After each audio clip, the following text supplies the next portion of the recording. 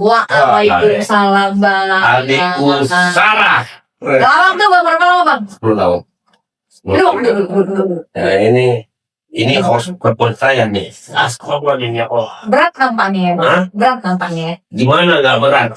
Kita nggak pernah buat apa-apa, nama kita disenggol-senggol dengan inisial dan kadang-kadang nih. Apa inisialnya Bang? AHA. AHA. Siapa AHA itu? Aksara lagi? Aksara itu. Atau saya tahu jawabannya. Selamat datang dalam podcast Jaringan Media Ruang Bicara. Ini teman-teman dari Jaringan Media bawa Abang kesini. Katanya gara-gara ngedenger nama AHA. Feelingnya wartawannya nggak beda ya Bang ya? Ya. Kan wartawanku kan selalu saja bermanuver di dalam sebuah opini ya. Iya. Akhirnya Abang diboyong ke sini ceritanya. Tidak. Saya terpanggil juga dan alhamdulillah yang bisa kontak batin ini. Kontak batin. Akhirnya dari pihak Jaringan media menghubungi untuk mengangkat persoalan masalah yang hari ini menjadi geger ya. Iya. Tentang soal narkoba ya. Iya, yang kemarin BNN sama Becukai tangkap hari Jumat ya Bang? Ya Jumat atau hari Sabtu ya kalau itu. Iya. Bah, segar lah bukan baru itu. Segar. Tentunya ini menjadi pukulan bagi kita sebagai masyarakat Nataru. Karena daerah kita ini kan daerah yang sangat strategis sekali yang dekat dengan dua negara ya. Yang hari ini menjadi destinasi dari seluruh masyarakat mana saja termasuk masyarakat mancanegara. Jangan sampai memunculkan sebuah persepsi bahwasannya kota kita ini adalah kota transit atau kota tempat maraknya narkoba berkembang biak ya. Dan ini sangat berbahaya untuk masa depan dan khususnya. Bang, yang kami kenal Bang Aksa ini kan tidak concern terhadap narkoba Bang. Saya sangat konsen. 5 tahun atau 10 tahun terakhir? 3 tahun. 3 tahun ini saya konsen ke narkoba dengan selalu melakukan aktivitas ke sekolah-sekolah dengan alasannya satu, saya ini mantan pengguna narkoba parah sekali. Saya menggunakan narkoba di 15 tahun yang lalu. Apa yang Bang pakai? Sabu-sabu ya. Untuk menghindari sabu-sabu sampai saya menggunakan namanya heroin ya. Setelah itu saya pindah ke ganja. Ya, semuanya bertahap dan memang sulit sekali untuk lepas dari situ. Dari dampak itu yang paling membuat saya itu rasanya menyesal itu adalah perilaku. Kenapa? Ya, agresif? Tidak, perilaku saya udah memang hampir 90% mengarah kepada binatang. Saya tidak ada memiliki rasa kemanusiaan, ya. Punya orang punya saya, ya. Saya tidak merasa Tuhan itu hadir sebagai bentuk rasa ketakutan. Ya. Dan saya pikir rata-rata memang pengguna narkoba yang edik ini seperti itu. Jadi kalau sudah tidak takut terhadap Tuhan, ini manusia sangat berbahaya. Ketika kemarin kan, ini kan bukan yang pertama kan, BNN nangkep. Pamentasinya juga bukan yang pertama kan? Tidak selalu. Ya. Karena kenapa ketika kemarin bukan cuma bentuk narkoba yang populer, ada juga Bang fake. Ya sekarang yang marah memang fake itu. Karena inilah hebatnya para jaringan sindikat ini ya. Mereka coba merekayasa tentang narkoba. Karena vape ini kan sekarang jadi sesuatu kegandrungan kaum muda ya, khususnya perempuan.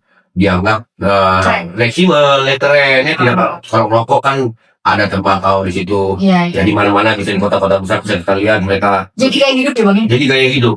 Jadi akhirnya cara ini yang dimanfaatkan oleh para sindikat itu sendiri. Bagaimana cairan-cairan yang digunakan di dalam vape itu sendiri dicampur bentuk ya mungkin vitamin kah atau sabu kah atau apa gitu ya, agar orang-orang yang memang pengguna atau pecandu narkoba lebih percaya diri ketika mereka menggunakan vape daripada menggunakan jenis narkoba manual seperti yang bikin bom ya, menggulung ganja atau menyedot heroin lewat hidung dan segala macam atau jarum suntik ya. Jadi ini yang memang harus menjadi kita semua ini ya. Namanya sindikat ini ya, namanya bandar ini, mereka tidak akan pernah berhenti di dalam proses untuk memproduksi atau membuat cara-cara apapun agar narkoba ini terus masuk ke pasaran masyarakat itu sendiri. Jadi dengan terjadinya beberapa kali, ya salah satunya sempat saya ingat itu kasus yang ditangkap di pelabuhan internasional FNZ yang melibatkan oknum Sabandar ya. Iya. Ini sebenarnya saya kemarin itu ya saya kesal nih sama pengadilan. Ya karena hukumannya itu tidak seimbang. Saya berharap jika ada aparat tertentu ataupun APH ya atau pegawai institusi yang terlibat di dalam penggunaan narkoba itu sendiri, ini tolak ukurnya yang harus betul-betul dihukum yang seberat-beratnya. Walaupun nominal itu sedikit, kalau bisa dihukum mati saja. Memang harus seperti itu, karena dia aparatur negara, dia aparat yang harus bisa lebih memberikan contoh yang lebih kita utamakan adalah untuk bisa lebih memprotek, jangan menjadi konsumsi apalagi menjadi pengedar. Jadi dengan hukumannya 2 tahun itu ya, saya sebutkan saja inisialnya si Erik itu. Ya, dia udah bebas itu. Saya keberatan sebenarnya dia dihukum 2 tahun. Ini orang harus dihukum seumur hidup. Tapi dia juga dulu pernah bantu kerja jurnalis loh Bang. Ini manusia, memang semua orang bisa saja membantu siapapun saat. Ya. Ketika orang merasa ingin menempatkan posisinya di dalam panggung, ya apalagi jurnalis ini kan adalah jendela pengetahuan publik yang hari ini kita zaman digital ya, dengan menggunakan akses handphone, tentunya dia beranggapan dengan hadirnya seperti itu dia coba publikasikan lagi melalui media sosial seolah-olah dia adalah seorang aparatur yang aktif ya. Tetapi pada dasarnya ini manusia brengsek ini. Kalau nggak brengsek dia nggak akan menggunakan dan menjual pet itu. Kurang uang kali Bang Rata. Sampai kayak gede kan? Kalau saya pikir ya sebenarnya di sini tugas pemerintah yang paling utama itu adalah bagaimana menaikkan gaji para APH ini, ya, berbagai di sini. Tetapi di situ ada sumpah yang paling sakral. Jika kau melakukan satu perbuatan yang melanggar hukum, bukan hanya pemecatan, penjara seumur hidup. Dia kapok ya contoh sama gitu kan? Iya. Mau kau pungli, mau kau gratifikasi, atau kau melahirkan kebijakan-kebijakan yang mengusahakan publik, hukumannya seumur hidup. Ini cara-cara yang paling sebenarnya untuk kembali lagi bagaimana negara ini dalam situasi yang baik ya, karena kita harus semuanya tahu sadar ini negara tidak baik saja. Kita sekarang diberikan oleh sebuah keyakinan para buzzer ya, yang rata-rata ini akun pet. Tapi buzzer juga ada gajinya loh Bang. Ada untuk tetapi ini manusia-manusia ini harus diingatkan suatu hari nanti kalau saya memang yakin neraka itu ada, jika saya ketemu nanti sama mereka di neraka, itu orang itu saya binasakan di neraka nanti. Kenapa? Karena mereka menghalalkan demi upaya mereka dapat membangun sebuah asumsi bahwasannya pembohong itu adalah bukan pembohong, penipu itu bukan penipu, ya, yang palsu bukan. Nah ini nih bajil. Saya sebenarnya ingin kali berteriak mengatakan, kalian manusia harus betul ngerti. Lu ngerti nggak takut Tuhan itu? Takut Tuhan itu adalah segala sesuatu hal yang kita anggap salah, sesuatu hal yang kita anggap keliru, kita nggak akan lakukan loh. Artinya nih, selain para buzzer, para pengedar dan juga pelaku pengguna dan pelaku pembuat ini kan Bang nggak percaya Tuhan. Ya, sebenarnya kan yang paling betul-betul menjadi prioritas bagi pemerintah adalah bagaimana yang diberangus ini adalah jaringan dari pengedar di sini. Karena sebenarnya pengedar itu tidak jauh-jauh dari kekuatan atau kekuasaan sebenarnya. Kekuasaan siapa Bang? Ya, saya pikir kita tidak perlu harus bertanya. Anda tidak perlu bertanya kekuasaan siapa. Saya yakin semua orang tahu. Saya tidak mau bilang kekuasaan apa, kekuasaan pemerintah, ya, kekuasaan pengusaha, ya, kekuasaan individu atau kekuasaan instansi. Tetapi pada dasarnya pasti dekat dengan kekuatan itu. Makanya sampai hari ini mereka begitu yakin membawa barang-barang ini begitu banyak, ya.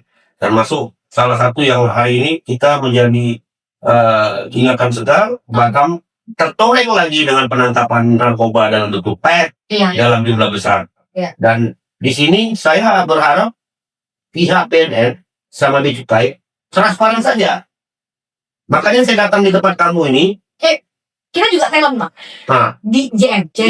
Iya. Dengan media. Makanya saya datang di sini. Saya ingin mengatakan, tolong ya Bapak BNN dan juga Bapak Becukai, AHA itu siapa? Karena ini kota Batam, ya saya tidak bilang saya tokoh, tetapi insya Allah arti tokoh adalah seseorang yang dikenal dari secara buruk dan baik ya, secara menyeluruh. Itu tokoh. Saya termasuk tokoh loh. Ya, ketika inisial itu ya diutarakan dengan inisial AH, persepsi publik sudah akan mengarah kepada aksa halaku. Karena begitu bang, pede sekali kalau bahwa itu adalah abang gitu. Kan banyak AH yang lain ya. Ya, gak populer AH yang lain. Itu. Karena untuk konferensi kan dia nggak sebut nama lengkap bang. Saya tidak tahu bahwasannya dalam konferensi pers itu ya bagaimana, tetapi saya ada bukti melalui platform media sosial bahwasannya kalau nggak salah itu Batam News ya mengungkapkan BNN menyatakan inisial AH. Iya. Jadi saya ini kan juga public figure di Batam yang selalu menggunakan platform media sosial itu sebagai sarana saya berekspresi. Ya. Jadi tentunya masyarakat akan berpikir AH aksa halatu. Saya minta BNN terus terang aja siapa AH itu. Jadi jangan ada lagi kata-kata keraguan karena kata-kata ketakutan. Nggak ada yang kebal. Saya berharap Indonesia ini harus keluar dari proses yang namanya kekuasaan yang mengatur hukum yang harus mengatur kekuasaan. Balik ke AH ini kan bang. Siapa yang selentingan sampai ke telinga abang bahwa itu adalah itu juga abang? Ya, saya hanya mengambil tujuan itu dari berita itu sendiri. Ya, saya ambil sendiri. Saya berpikir ini saya kok aku gitu. Sebutkan saja namanya gitu. Ngapain harus ribet sekali, harus takut sekali? Emang siapa sih manusia tuh? Apa? Karena memang mungkin orang tersebut merasa memiliki finansial yang besar hari ini, mungkin gitu kan? Atau punya kekuatan. Kenapa? Apakah kita harus membiarkan orang-orang yang sudah berperilaku buruk ini, ya, terus bercokol seolah-olah merasa so hebat? Polisi, kejaksaan, hakim atau apa yang lainnya atau instansi. Ungkapkan saja nama orang tersebut. Dia semua tahu, ya kan? Kalau bisa dihukum mati ini manusia ini. Tapi abang tidak terlibat kan bang? Saya sisa hidup saya ini ingin mengabdi kepada negara dengan melakukan kegiatan sosialisasi ke sekolah-sekolah dalam 3 tahun ini.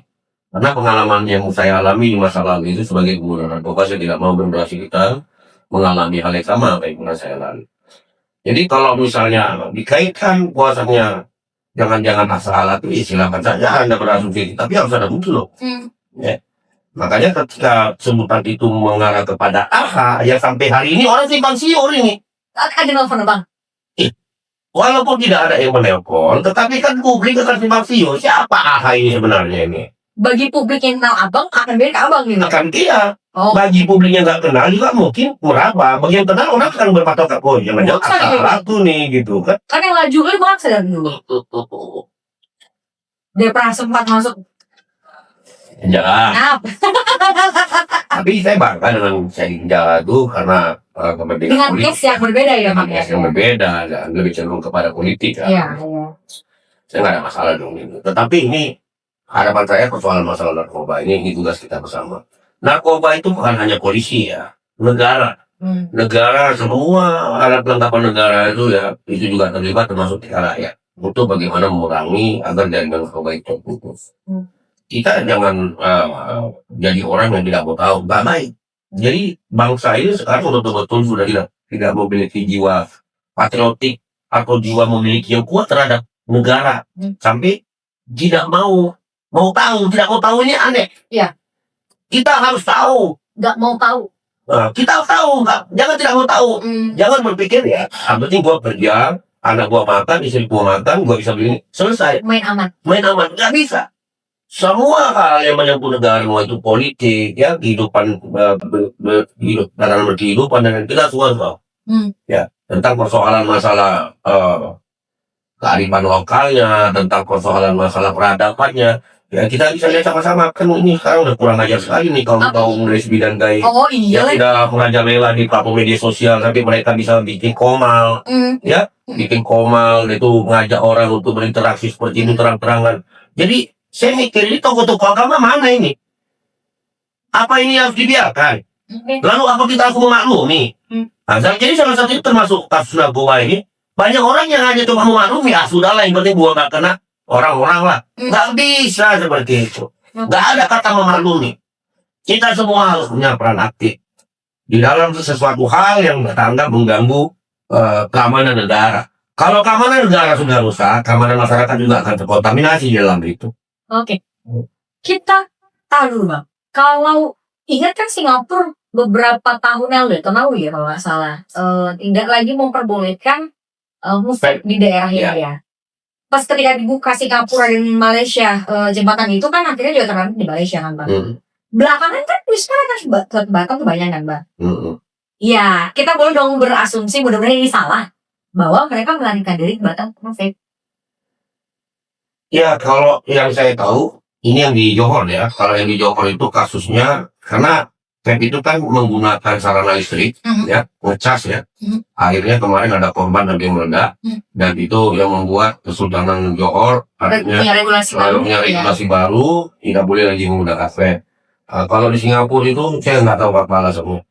Tetapi jika misalnya banyak pengguna vape di Singapura atau di Malaysia dan akhirnya mereka lebih nyaman dan percaya diri di Batam, saya pikir selagi memang itu tidak masuk kepada unsur hal yang melanggar hukum seperti terkontaminasi dengan narkoba, yang nggak ada masalah. Ya, yang sekarang kan persoalannya adalah para jaringan ini, jaringan-jaringan sindikat perdagangan narkoba ini, mereka cari upaya apa saja untuk merekayasa agar penggunaan narkoba itu tidak terdeteksi atau lebih aman. Kalau bisa main di tengah-tengah publik kan. Orang pakai vape kan tidak langsung disembunyi. Persepsi aparat penegak hukum paling vape. Iya, yang normatif. Tapi kenyataannya rupanya sudah ada anti-murid yang bisa membuat orang menjadi play, membuat orang menjadi nyaman dan lain-lain. Nah, ini sangat berbahaya sekali. Ini yang memang betul berantas. Jadi kembali lagi harapan saya sebagai pemerhati publik ya kepada Badan Narkotika Nasional, khususnya Provinsi KPI dan juga BNI Batam, ya, proses dari penangkapan di Sampurna itu, ini tolong harus betul-betul diungkap dalam hal yang terbuka. Tidak boleh ada inisial lagi, ya. Karena narkoba ini sudah sangat bahaya sekali. Kita semua hari ini bicara tentang sebagai penggiat, tetapi penggiat kita lebih mengarah kepada kepentingan pribadi. Kita tidak melihat sektor luas yang bisa menggerogoti masa depan kita bernegara, tapi kehidupan. Kembali Bang ke nih, saya bilang, coba Sarah ingat tahun 90-an Sarah, melalui radio, melalui televisi ya, tetapi saya melalui mata saya sendiri, termasuk di Manado, Johor sampai ke Sarah. Itu tahun 90 atau tahun 85 ke atas. Itu hampir rata sama dia pengguna kokain. Mana mereka? Kan dari waktu itu kan dari wilayah sana kan, Bang? Iya, mana mereka sekarang? Udah ada. Jumlah, walaupun meninggal, tidak ada. Kalau misalnya ini menjadi suatu hal yang terus seperti Cina, ya, ketika mereka menjadi pengguna candu yang enak. Ternyata Cina hari ini maju. Kok tiba-tiba di zaman modern ini Indonesia pula hari ini yang menjadi pengguna narkoba yang sangat parah? Kan aneh. Bang. Ya kan aneh. Ini jangan-jangan ada bangsa-bangsanya kita. Ya, bangsa-bangsa kita. Jangan-jangan memang ada elit global yang sengaja memang menghancurkan negara ini melalui narkoba. Sepakat. Ya, ini yang harus kita ungkap. Ini yang harus kita ungkap semua. Ya. Jadi bicara soal elit global itu, makanya kita semua hidup ini punya tanggung jawab sebagai sosial kontrol. Ya. Sosial kontrol itu bukan urusan politik, bukan urusan media, bukan aktivis. Kita semua orang. Jika ada hal yang memang kita anggap penting untuk kita teriaki, kita di sini, agar sesuatu yang buruk itu berubah menjadi baik. Tetapi saya melihat masyarakat kita ini sangat lagi sedang hadir di dalam situasi menjadi pemerhatian itu sosial kontrol. Makanya banyak penjahat akhirnya merasa sudah orang Indonesia itu nggak peduli, kita buat aja. Iya, mungkin karena jumlah penduduknya banyak, Bang. Ya, saya pikir nggak ada. Kalau misalnya dibilang jumlah tidak banyak, bagaimana Cina hari ini? Ya, India. Cina dengan jumlah 1 miliar lebih, India. Ya, Ini paling kalau misalnya kita melihat situasi yang terburuk di sana hanya soal masalah kejahatan umum aja, kriminal. Deh. Kalau narkoba nggak begitu kuat, beda dengan kita hari ini. Kita ini gila banget tuh, luar biasa. Jadi ini kayaknya macam betul-betul ada kekuatan yang ini kekuatannya ini memang betul-betul kita lawan bersama. Kita harus tahu sama-sama. Tapi kita tidak boleh menduga ya. Kita sudah membuktikan siapa kekuatan sampai para jaringan sindikat narkoba itu begitu merasa yakin market paksa mereka adalah orang Indonesia. Bang, sejauh mana sosialisasi mampu membuat masyarakat teredukasi bahaya narkoba? Menurut abang? Kalau hari ini saya untuk menyampaikan edukasi bahaya narkoba itu ke level orang-orang seusia kita, saya sudah tidak percaya ya. Yang menjadi target saya hari ini adalah anak-anak di atas usia 13, 15, 17, jadi mereka yang masih ada di sekolah. Makanya saya datang ke sekolah-sekolah. Saya dari Bali sampai ke Aceh kemarin di Indonesia sebentar dengan edukasi sosial narkoba dan pergaulan bebas. Saya bilang sama mereka dan saya melihat di beberapa kota besar, barang ini sudah masuk. Karena anak-anak ini sangat mudah sekali terkontaminasi. Salah satunya itu masalah pergaulan bebas itu. Saya bilang, kalian ya ada ratusan dan ribuan anak-anak ini sebagai mereka kalian. Ya, lalu mereka dijalankan. Jadi apa? Jadi berandala. Untuk menambah adrenalin mereka, akhirnya mereka menggunakan apa? Pengelim. Ya, akhirnya nikah-nikah. Kalau sudah dapat duit, mereka nggak mau lagi. Ya mereka masih beli sabu. Dari situlah masuk pergaulan itu. Nah, makanya sekarang di daerah-daerah tertentu sabu-sabu itu dijual 50.000 loh sekarang. Iya, per garis. Per garis 2 isapan. Itu pun pasti KW bang.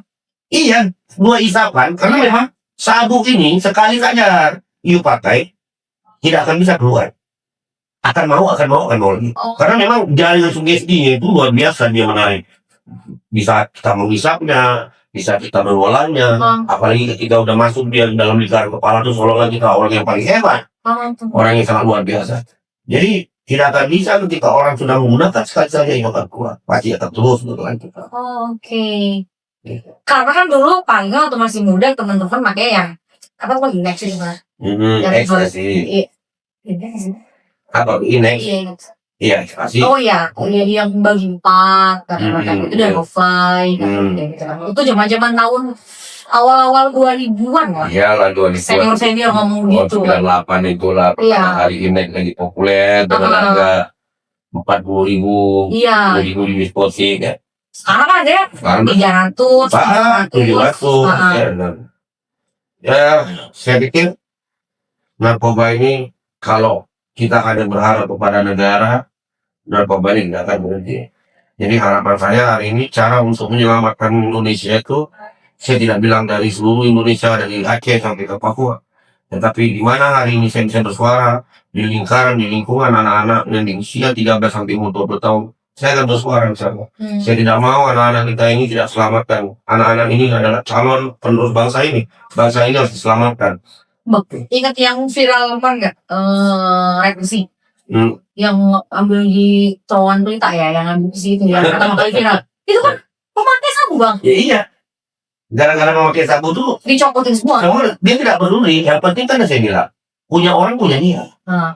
Itu orang yang menggunakan sabu kan tidak akan mengikut. Karena udah nggak memikirkan orang takut kehilangan, orang bertindas, orang apa deh. Yang penting kebahagiaan di dalam pikirannya itu yang ditawarkan. Jadi apa saja yang dilakukan untuk bisa terus menggunakan atau menikmati reaksi dari sabu itu sendiri. Bang, penindakan Bea Cukai dan BNN itu ada selentingan di masyarakat menyampaikan bahwa lip service itu padahal kan kerjaan mereka sudah apresiasi tuh. Kenapa gimana?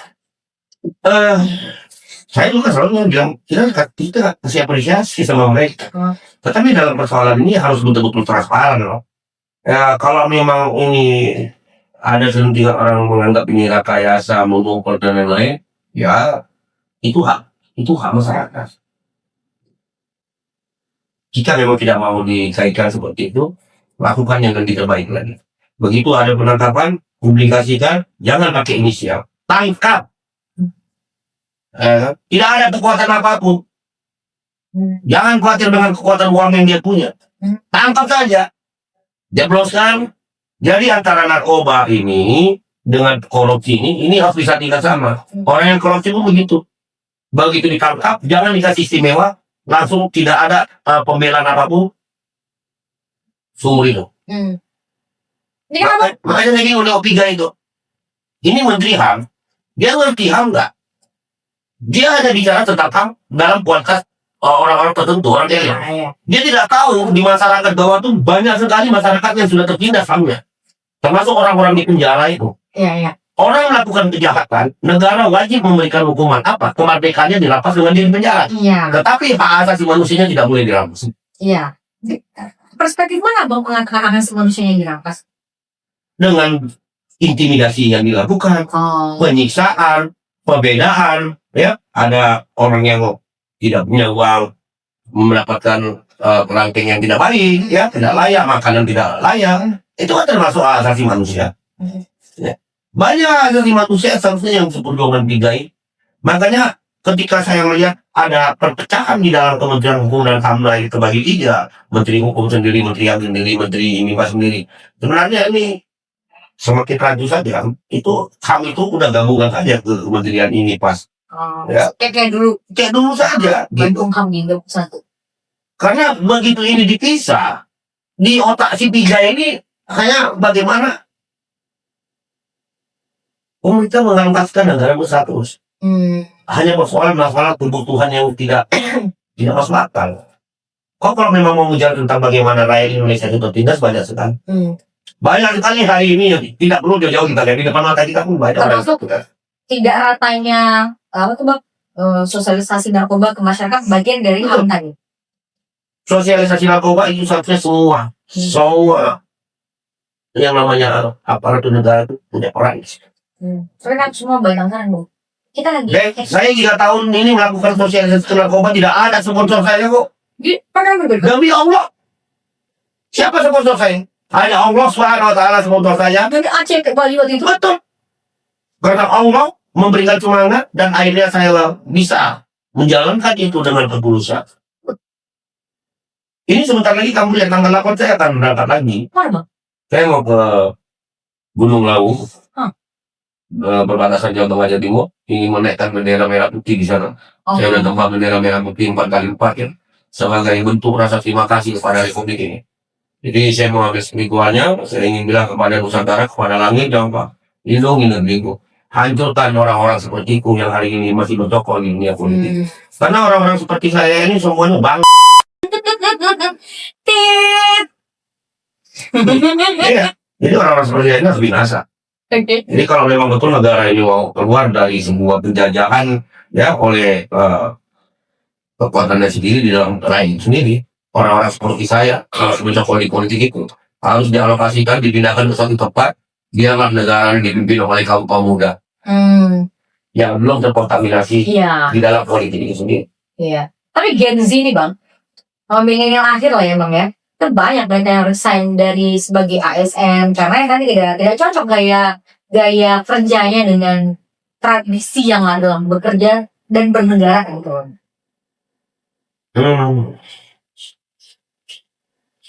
Kita tidak bisa mengatakan ini jadi ukuran menyeluruh ya, karena yang kita lihat itu hanya sedikit, ya, tapi tidak bisa kita implementasikan dulu. Saya pikir banyak Gen Z ini yang masih punya potensi dan masih punya jiwa patriotik, masih banyak yang bersuara dan melihat tentang situasi yang buruk ini. Ya, termasuk ada beberapa orang yang selalu bicara rakyat mana yang mau perjuangkan. Lu juga yang bilang rakyat yang mana? Saya bingung ini. Ya, saya ketika bicara sebagai seorang dunia, saya sudah berbuat kepada kota-kota itu. Bagaimana kejadian imigran, ya, yang hari-hari melakukan demonstrasi, membuat kemacetan sampah, padahal mereka tidak punya hak di sana. Ya. Itu sebenarnya Bang, abang tuh bilang tuh benar. Cuma itu kan yang jadi viral tuh gara-gara abang uncontrol emosi. Ya, memang harus seperti itu. Ya, faktanya kan mereka tidak lakukan lagi kan? Iya, setelah itu. Selesai ya? Anteng. Ya kan? Kalau nggak mereka kan terus merajalela. Mereka ini manusia nggak tahu diri ini, pemimpinnya. Kalau satu hari negara kita kacau balau, kita pergi ke satu negara ya untuk mencari perlindungan, kita nggak bisa kemana-mana. Kita hanya ada di dalam bara. Sampai negara ketiga menerima kita. Disitulah kebebasan kita. Negara kita ini adalah tempat singgah, bukan tempat pilihan. Betul. Jadi you tahu diri lah. Makanya kita nggak punya rumah tendensi ya bang ya. Kita nggak punya itu karena kita bukan negara tujuan. Bukan negara tujuan. Kabarnya juga bang tiba kita ada mafia itu bang. Ya mafia ini juga digugah itu. Kalau bisa membangun kita katanya nih mafia ini memperdagangkan orang. Nanti saya mau ke depannya ke yang kedua saya mau tema tentang persoalan masalah tidak pidana perdagangan orang. Tergantung. Ya saya sudah bilang. Saya bilang. Saya mau karena hari ini kota kita ini dijadikan barometer tentang pemberantasan pekerja migran non migran. Ya. Ini harus ditahu betul-betul sama-sama. Dilematis kalau ngomongin soal sini bang. Ya. Takut nanti pas ketawa tadi itu dipelintir sebagai sikap antipati. Padahal Sarah sedang menertawakan emosinya bang. Ya. Saya nggak peduli hari ini ketika orang menggunakan sarana media sosial ya untuk memberikan sebuah penilaian dari sebuah kebodohan ya. Saya nggak peduli itu. Silakan kalian mau melakukan ini. Ya. Yang penting bagi saya, apa yang saya sampaikan, apa yang saya lakukan, ini atas nama Allah. Saya tegak lurus besar. Oke. Kita kembali ke tadi, Bang. Ke AHA itu. Tapi, apa kalian pengen penyidik? Maka itu maksud saya, gitu. Ini kan, kalau bisa saya mau datang ke penyidik ini. Berarti Abang mau datang? Insya Allah. Sebelum tanggal 8 ini? Sebelum tanggal 8 ini saya datang. Saya datang ke BNN.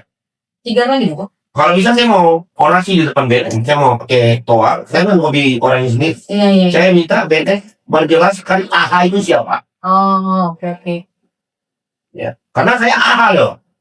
Iya. AHA itu siapa? Oke. Besok? Besok. Kayaknya udah masuk ke 30 menit ya. Kita selesaikan aja. Kita terus saja. Oke. Yang penting tujuan saya datang kemari, saya ingin bukan telit ya sini. Lebih ke perspektif abang ya sih bang.